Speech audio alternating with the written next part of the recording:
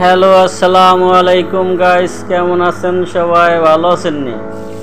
আজকে আমি আপনাদের মাঝে অনেক দিন পরে একটা দারুণ একটা রেসিপি নিয়ে আসলাম। রেসিপিটা হলো কলমি শাক ভাজি। দেখেন দর্শক ভাইরা, অনেক দিন পরে আমি প্রায় ঈদের আগেই শাক রান্না করছিলাম। এরপরে আর কখনো শাক রান্না করি নাই, আজকে প্রথম শাক রান্না। আমি কলমি শাক আজকে ভাজি করে দেখাবো যে কলমি শাক কীভাবে ভাজি করতে হয় এবং কি কি মশলা দিতে হয়। প্রথম আমি কড়াইতে তেল দিয়ে দিলাম। এরপরে কড়াইটা গরম হওয়ার পরে কাঁচামরিচ, পেঁয়াজ, রসুন ভালো করে ভেজে নিলাম। ভাজানোর পরে আমি এখন শাকগুলা দিয়ে দেব। দেখেন দর্শক ভাইয়েরা, শাকগুলো দিয়ে দিলাম। দিয়ে দেওয়ার পরে ঢাকনা দিয়ে ঢেকে দেব। প্রায় 5-6 মিনিট পরে এগুলা একটু এপাশ ওপাশ করে নেড়ে নেব। নেড়ে নেওয়ার পরে এগুলো আস্তে করে মিশে যাবে। যদি আপনি শাকগুলো দেওয়ার পরে যদি ঢাকনা দিয়ে ঢেকে দেন, এবারেই মিশিয়ে দেব এগুলা।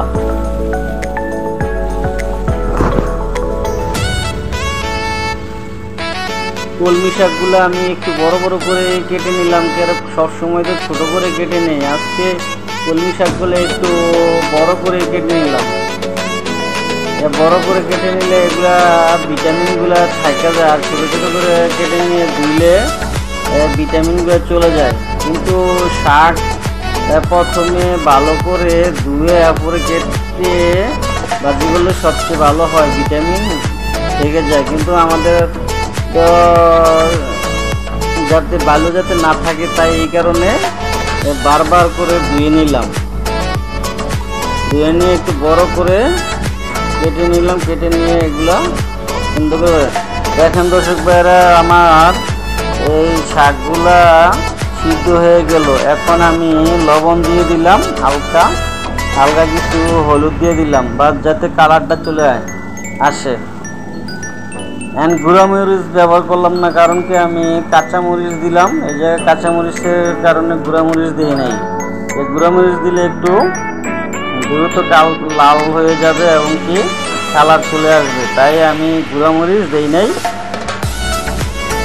কাঁচা মরিচ দিয়েই এই কলমি শাক রান্নার রেসিপি করলাম।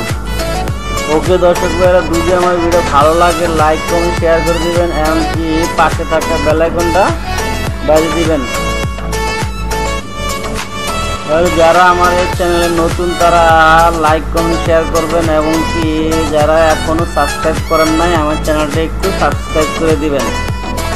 পরবর্তী ভিডিও দেখার জন্য বেল আইকনটা বাজিয়ে দিবেন। ওকে দর্শক ভাইরা, আমার কলমি শাক রান্নার রেসিপি প্রায় শেষ। ওকে, আসসালামু আলাইকুম।